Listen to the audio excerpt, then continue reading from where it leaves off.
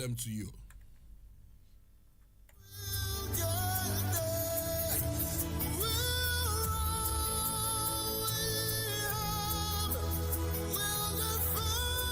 The Renewed Hope Agenda for Nigeria is the brainchild of President Asiwaju Bola Ahmed Tinubu's administration.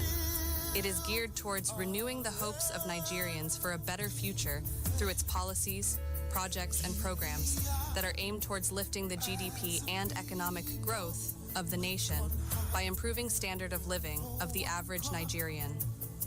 The Renewed Hope Agenda Radio is poised to promote all of the above while enlightening Nigerians as well. Join us every Tuesday afternoon, 2 p.m. on Citizen FM Radio, 93.7, Labor House, Central Business District, Abuja. Renewed Hope Agenda Radio on 93.7 FM. The future starts today. Well, thank you very much. I have in the house with me two major celebrities, and I like to first of all introduce our boss, our leader when it comes to support group engagement. And we support group members, we are actually the foot soldiers of the party. We're the ones that go out of the way to make sure that we enlighten, we educate, to make sure that we get these votes for the party. So on this note, today's program, we're going to be looking at President Asiwaju at 73. The reward system, the party reward system, which President Asiwaju promised us at the time that it was going to be better, it was going to be a different ball game this time around. We're going to be looking at the state of the nation, and we're going to be looking at the state of emergency that was declared ab initio in Rivers State. Those are the four areas we're going to concentrate on the program today. But to do this with me, to do justice with me, I have Ambassador Dr. Adewale Adeogun, the national chairman once again of support group activities, support groups in the APC, and as well the convener, the national coordinator and convener of Tinubu National Network, right? I got it right? National think tank. And of course, he's also, let me leave that. I think he'll do more of the introduction better himself. So, but we have in the house here Ambassador Dr. Adewale Adeogun, and accompany him to the studio also to do justice on the topics that the areas I've just told you, is a distinguished gentleman, a fine gentleman, a handsome gentleman with a senatorial beard, the national secretary, right? Is it national secretary, right? National publicity secretary. National publicity secretary of Tinubu National Think Tank. Henry Norom, Ambassador Adewale Adeogun. Ambassador Adewale Adeogun, you're welcome to the show. Thank you for having me. Good evening or good afternoon, Nigerians. Baraka de Al-Fitri, and happy birthday, Mr. President. All right. Henry Norom, what do you say? Good afternoon, Nigeria.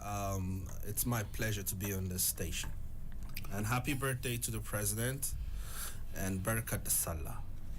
Okay, now, like we normally do it here, we automatically go to the motivational segment. I was sent all the way from Port Harcourt, from Kemi Levi. Kemi, one love, girl. And I'm going to have to read that myself, although my girls are not here in the studio, so I'm going to have to take that myself this time around. Procrastination is a silent thief of dreams. It whispers, you have time, while it steals your opportunities. The best time to act is now. Run while your legs are strong so that you won't have to crawl later.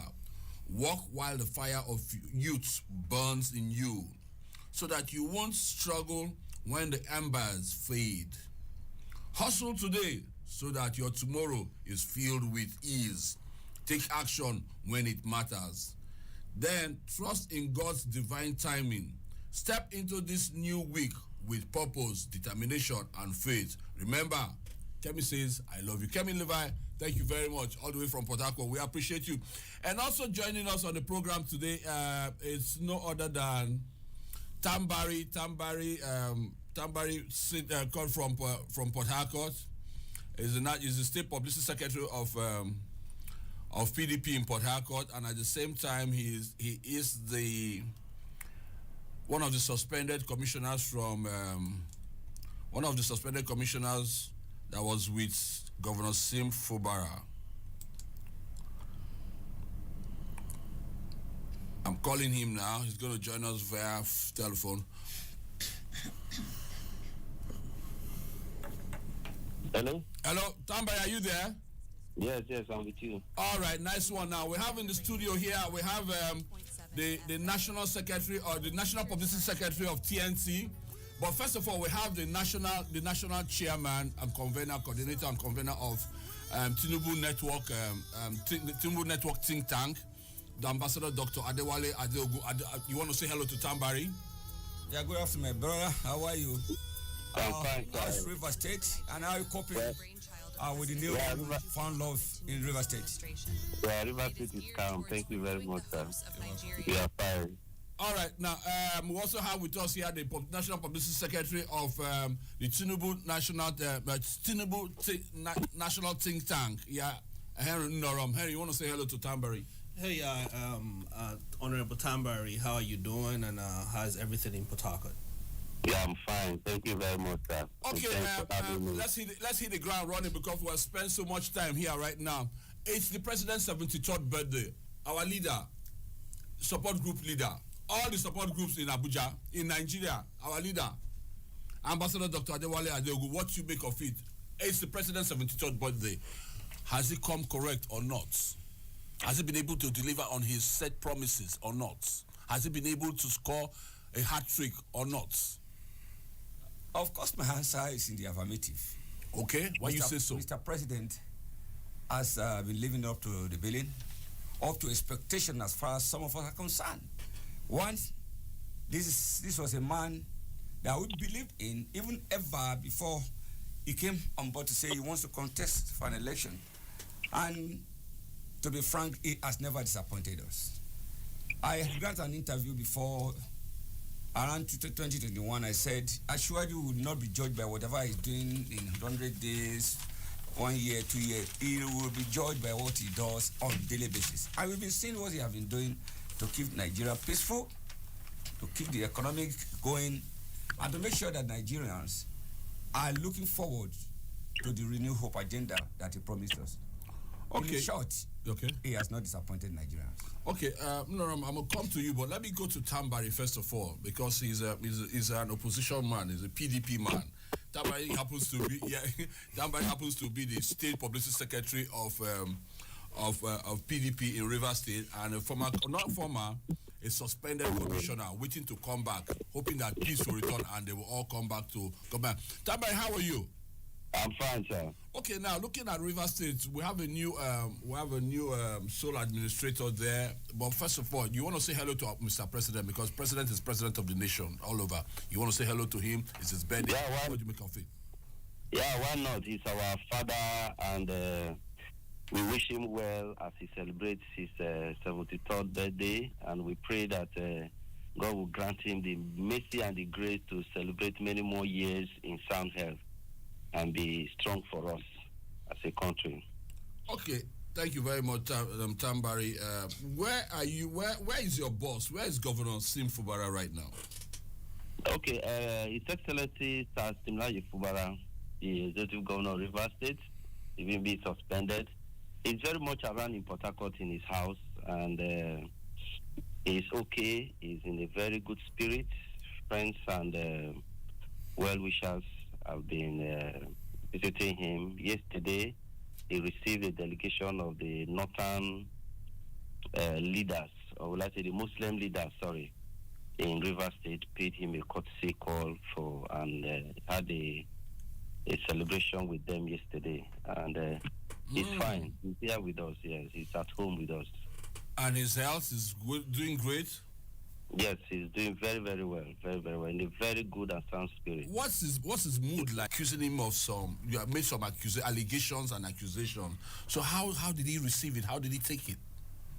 Well, for every human being, it will come as a rude shock. It equally came as a rude shock to me because we all worked together as a team, under the leadership of Governor Fubara, and we are like one family, sharing things, ideas together, the stress of work and the successes of most of the things that we shared, and we're like one family and in one bond. So it came as a root shock to I personally, how much more to the governor. But you see, His Excellency Tastimla Ifubara is a rare kind of human being, I would say. He has this natural shock absorber, I would say God gives to him.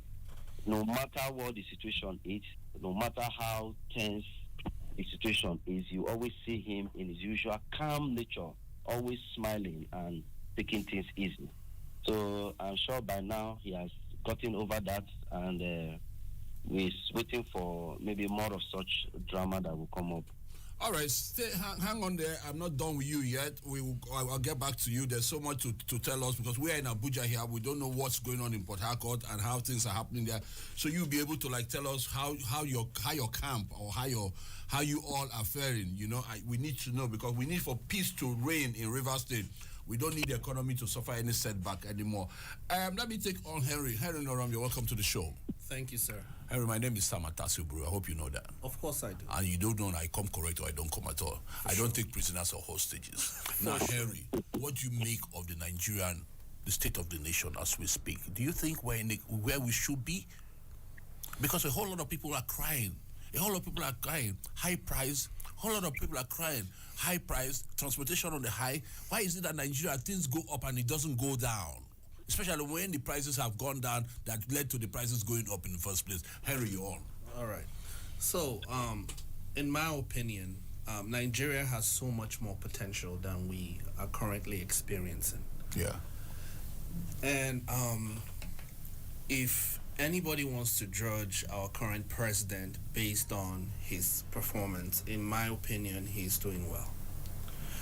And I believe you can judge a man by his past, and you can accurately predict where he's going by what he's done in his past.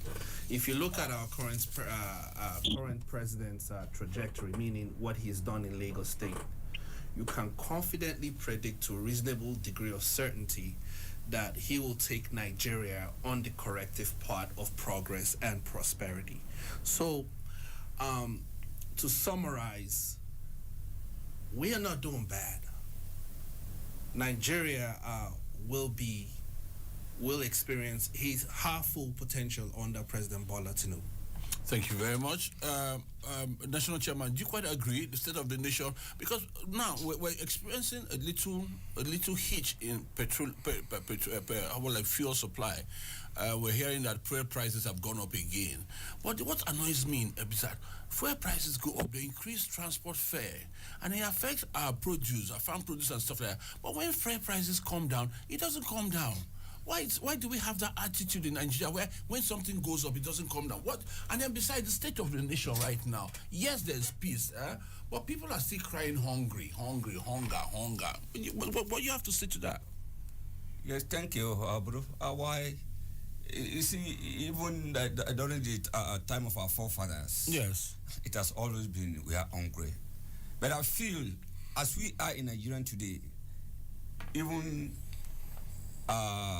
the protagonists of Mr. President know that things are really going down.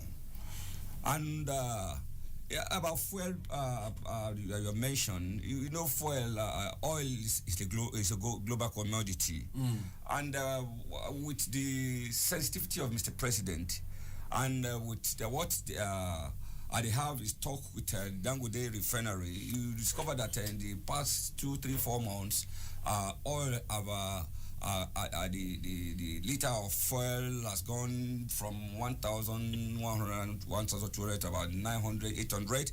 And I feel this is one of the things that Mr. President have said, that he wants to allow Nigerians to feel, to live just like we are supposed to be. He said that what we do in the past is like living in the dreamland. We've not been using what we have, and now we want us to use what we have to get what we need.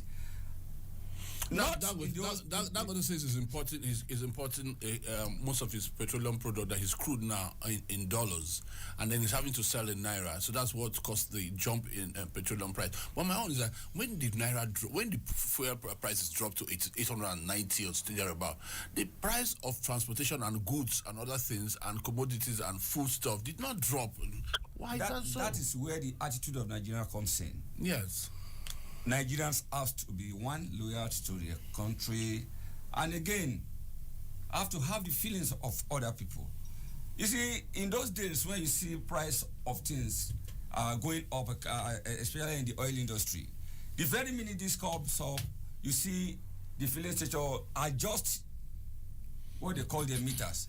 But now when you get it coming down, it take them days before they adjust. But I feel the president is actually working with the stakeholders in that industry to make sure that we have the best. I'm very sure, just like they have said, the price could fluctuate, but I know we're going to get it. You know, in recent time, even we are already recording very low crime rates, you know, and it's still the same way it is, despite the situation, the economic situation, and the provocation by the people upon the declaration of a state of emergency. But everywhere is calm. People are going about their normal businesses, you know. Talking about the declaration of state of emergency, how did it go down with the people in Rivers State? I mean, you're a commissioner. You are a commissioner of environment, and so you are saddled with the grassroots. You're saddled with seeing how the environment is. I mean, I know you go out on a daily basis to ensure that the environment is in tip-top shape. So going out on a daily basis, that means you get to see the people or interact with them one-on-one, more or less. So what's the aura there right now? Are they happy that the state of emergency was declared? Because the reason why it was declared, why I think the reason was because the president needed Rivers State for there to be peace in Rivers State, and I think that after the declaration, the warring parties have since we can feel and experience the peace that is there right now. So, but with the declaration, how is the mood of the people? Well, first instance, they know and our state backwards like years. Most especially when they don't see the need or the reason for such declaration, you know, of state of emergency. At least those of us or some persons who have followed politics very well in the country understands what a true state of emergency is. Under President Goodluck Jonathan, he declared state of emergency in Borno, and we saw how that happened, and we wonder why our own is not different. Most especially upon the inception of this political impasse, I mean the rift between Governor Fubara and our leader Yesu Wike. Governor Fubara has always been on the path of peace. He has always been disposed to anything that has to, you know, that will bring peace in his governance so that he can rule the people and deliver the goods, the dividends of democracy to them. But all attempts from his side has always hit a brick wall from the other side. You see, we are talking about two parties. For there to be peace, the two parties have to genuinely, you know, adhere or agree for there to be peace, for the true peace to come. But when one of the party is ready for peace and the other party is not ready, he is truncating every process and every attempt by the other party to cooperate or to bring whatever thing to bear that will bring peace. It becomes very, very frustrating. Yeah, but Mr. President had brought them together in Ab Initio in the past, and we heard that the 8-point marching order that was given to that they came to the conclusion, the 8-point agenda that came out of that meeting, that Governor Sim Fubara went back to Rivers State and jettisoned all of it. And That's not true. That's not true. Oh, yeah, tell us what's true. Yes, precisely 3 months after Governor Fubara took over as governor of Rivers State, the FCT minister declared war on him in August of 2023. No, please don't use that word. There was no place where the FCT minister declared war. Maybe. Okay. Let me rephrase. Rephrase, please. The rift between Governor Fubara and the FCT minister started in full blown in August. Somehow managed up to October 30th, where the impeachment attempt by the Assembly on the governor, the failed impeachment attempt on the governor by the State Assembly, which, you know, brought a lot of youths, a lot of people, a lot of analysts, and everybody came out to condemn it, to say the governor have just been in office for barely some few months. Why not allow him? Even up till now, we are still being patient with Mr. President to see him roll out the policies. But why didn't the governor adhere to the 8-point? No, I'm coming, sir. Okay. I'm coming to that. Okay. The 8-point agenda by Mr. President, only one, yes, for peace. It's only one that favors the governor. They say. But the governor signed it now. But before governor signed it, okay. I'm coming. Let me analyze. I say I should. Okay, analyze. Go ahead. Let me tell you exactly what happened. When they came back to Port Harcourt here, one of the items was that the governor should recognize the Mate Samehule faction of assembly. The governor immediately directed Right Honorable Edith Inehie, who was the then speaker, because he was declared by the Court of Competent Jurisdiction as the speaker, owing to the fact that the other people have left the party to another political party.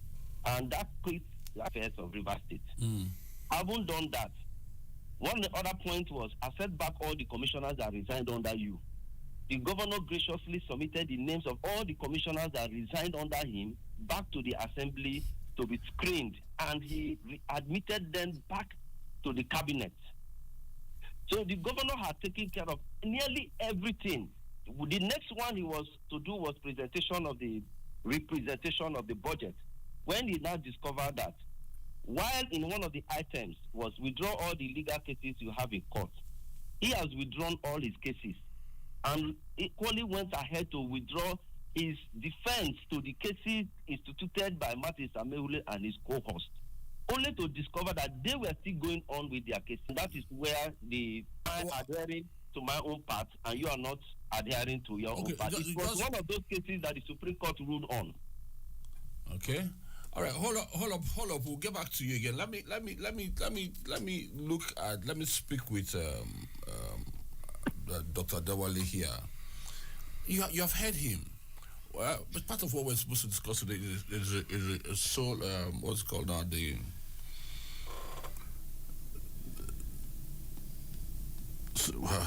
I've got it. What's it called? Brain. Hey, bro, we're supposed to declare the declaration of the state of emergency. Now, looking at it, do you think that the declaration of state of emergency in Rivers State was right? Of course, the president, according to the constitution, has the right to initiate peaceful moves and to make sure there's peace in every part of Nigeria. When this happened, you can see from what my brother on the other end was saying, he said there is peace now in Port Harcourt. You said there's always been peace. No, there have always been peace. But you see, when you see two people fighting and they are holding on to their points, the Rivers State of Assembly were actually, they have started the impeachment move against Mr. Governor. And Mr. Governor also was saying, no, you can't do it. So it's like two people were fighting. And so there was war in the atmosphere. There was serious war in the atmosphere. And that war can snowball into what will affect Nigeria as a whole. So the president was right in how will I put it now, in instituting the state of emergency, which doused the fire as a matter of fact. Mr. Governor actually used wisdom. And then I think that move by Mr. President saved the governor's career, saved the governor, because if they had already served him impeachment notice, what do you think? It had already served him impeachment notice, and it was calm down, 14 days, calm down, already 13 days going down.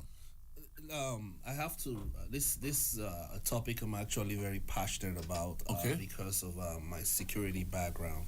Can you turn the microphone seriously a bit? Oh, yeah. Yeah, go ahead. And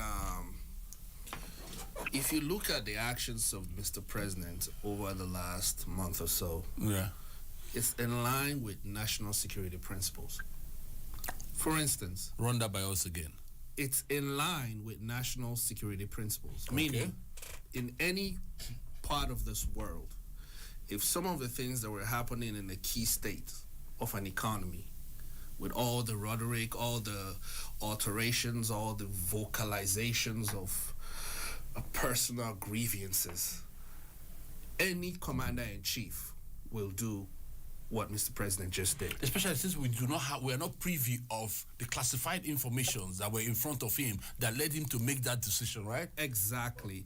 And I actually wrote a piece about a week or so back, kind of explaining what happened in River State. River State, if we don't know that, I will say that now. River State is actually key to Nigerian economy. It's bedrock. It's the treasure base of the nation. It's key. So the steady progress and the commendations we've gotten from the UN, the UK, the US, everybody's applauded Mr. President. If nobody knows that, I will tell you that. Everybody right now is applauding Mr. President on what he has done, on what he's doing. So for some group of people who pretty much don't know how to manage the company talk less of a nation. Not even that. It's petty grievance. What's going on in River State, in my opinion, it's petty. I'll use as an example. We are actually broadcasting live from the Labour building. Yeah. And many young Nigerians will remember someone called Comrade Pascal Bafia. This building is named after him. Pascal Bafia building. Exactly. And I'm sort of privileged to know also Comrade Adams Oshomole, who was his deputy. And I will tell you till tomorrow. Comrade Adams Oshomole has great amount of respect for Comrade Pascal Bafia. Okay. And if this particular person, current governor of River State, has respect, you should listen to your leader. Okay. I now cannot, and I just have to say this, Comrade Honorable Ambassador Adewale Adeogun is my leader.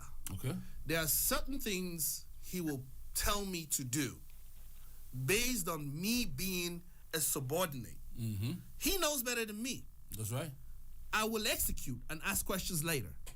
Okay. So personal grievances shouldn't affect the rest of the country. If you're in a position of authority or position of power like in River State, personally, I'm not trying to say Governor Fubara is wrong or right. Okay. All I'm trying to say is we should always, and also the House of Assembly members, with their own personal grievances, shouldn't affect the rest of us. And what Mr. President effectually did was mitigate the circumstance. A lot of people are saying it's not democracy, it's not that. Would you rather have our progress, which we achieved in the last, almost 2 years, go down the drain because of two people can't agree? We have to look at the greater basket, the greater nation, before we... Tambari. Yes, sir. You're listening to... I'm with you, yes. Yes, so can you respond, please? Yes, my response is very, very simple. Let's fast forward to the point where the Supreme Court judgment came in. To me, Supreme Court judgment came in a couple of weeks back. Okay, no. Let's say a month back or thereabout. A month or whatever. I will assume that the Supreme Court judgment was supposed to have solved the entire political impasse in River State because they have directed the assembly to go ahead with their sitting and that the governor should go and work with them and represent the 2025 appropriation bill to them, else the allocation of River State will be seized. The governor came back, accepted in good faith, find all local government election nullified. He advised or directed all the local government chairmen to hand over to the head of local government in their photos, LGAs, and then wrote to the assembly for a meeting, a roundtable talk. It was not, for him, it's not all about presentation of appropriation bill. There has to be communication, firming up communication gaps and creating a working relationship between the executive and the legislature, which they turned down. He wrote again to the assembly, notifying them of the day he was bringing the appropriation bill to present to them. He was locked outside the gate. And for crying out loud, I don't think in my whole years in politics in Nigeria, I have not had where an assembly will lock out a sitting governor. And he peacefully went back. I didn't think that was right. He peacefully went back. He peacefully went back and wrote to them again that he was going to come back proposing Wednesday, the very day of emergency was declared, that he was coming back on Wednesday to represent the appropriation bill. But if that date was not okay with the speaker, he should let him know a date that will be convenient for them to receive the appropriation bill. What next the governor saw was serving him a motion of gross misconduct And what do we make out of this? I mean, the governor does not really need to spill his blood for the entire Nigerians to know that he is disposed to peace. We don't even want him to spill any He part. does not need to do that. He doesn't need to do that, yes. I know. I have been in politics for a very long time, right from the grassroots. I've grown, if it is military, I would say from recruits to the level where I got to. And I can tell you that except Governor Fubara, no other governor, if it was the previous governor that we had, River State will not be the way it is. But his peaceful disposition and dominion has kept everybody calm and down. So in my own opinion, the governor, not because I'm working with him, the governor has always been disposed to, what do you want me to do? Do this. Okay, I'm ready to do it. But, like I earlier said, the both parties need to genuinely agree to say, we want to work together. From the assembly, he has not been getting that cooperation for what was expected to be done or for the needful to be done to carry River State forward. Adeogu, you just heard what he just said now, that from the assembly he has not been getting the kind of cooperation that he needs to get. And then he tried to go to the assembly before a day before the state of emergency was declared. They blocked him out. I saw that, and I think that was not necessary because as a governor of the state, you should give him that respect, no matter the disagreement. But then again, it's politics. You never know where they're coming from. You never know where they're going to, and you never know what the play is. Now, elder stakeholder, leader, what do you think that the governor should do next for us to get over this hurdle? First of all, I have a personal opinion on this, and I want to disagree with my brother over there. Okay. One, this problem, this imbroglio was brought about based on what my brother here, my pop sec, have just laid, personal ego. This shouldn't have even gone to where it was today.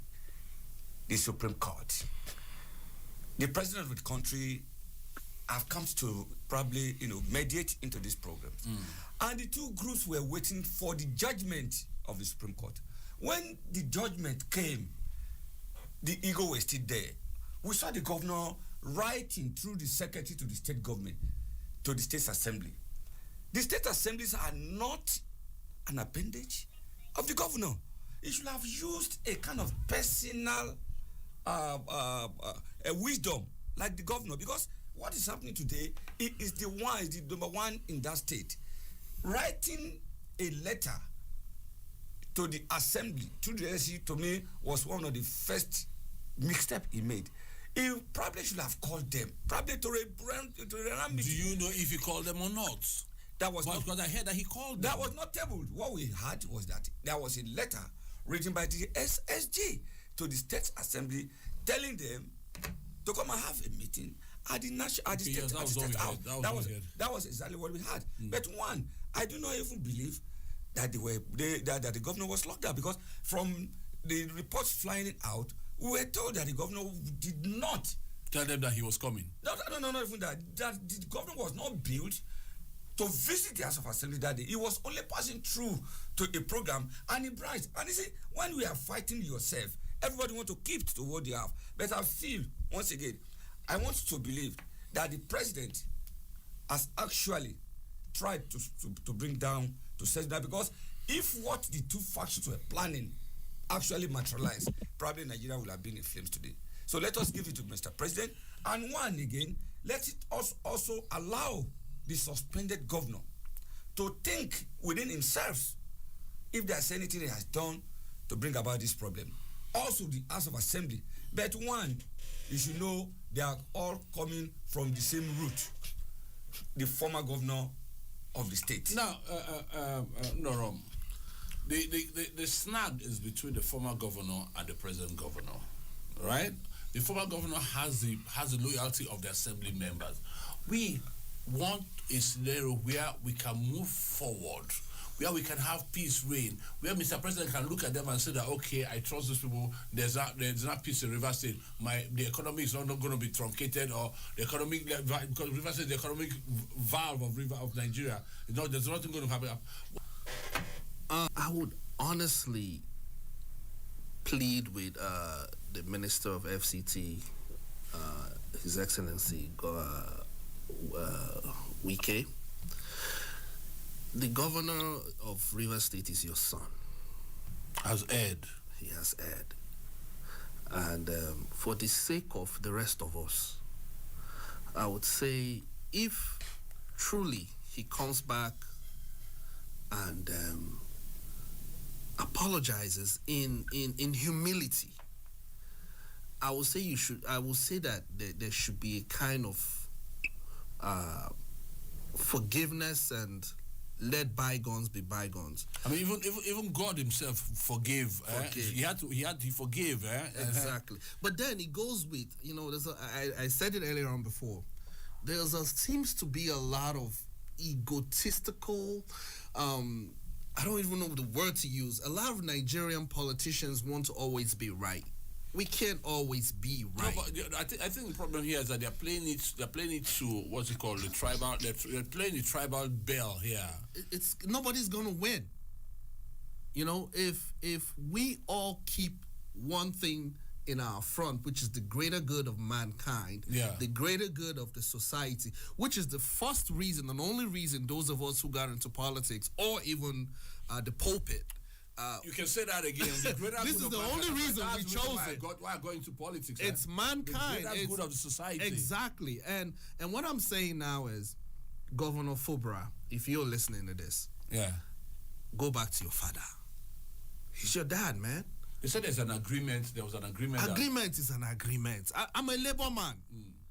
When we have gentlemanly agreement, like before I became Labour president in America, of course, the former president called me and said, "Listen, I'm not going to run again. I've done 2 terms." Texas, Austin, Texas. Austin, all right. I was the former local labor leader, labor president of American Federation of Government Employees, Local 1048, and the former president called me and said, "Listen, I've done 2 terms. I'm not going to do a 3rd.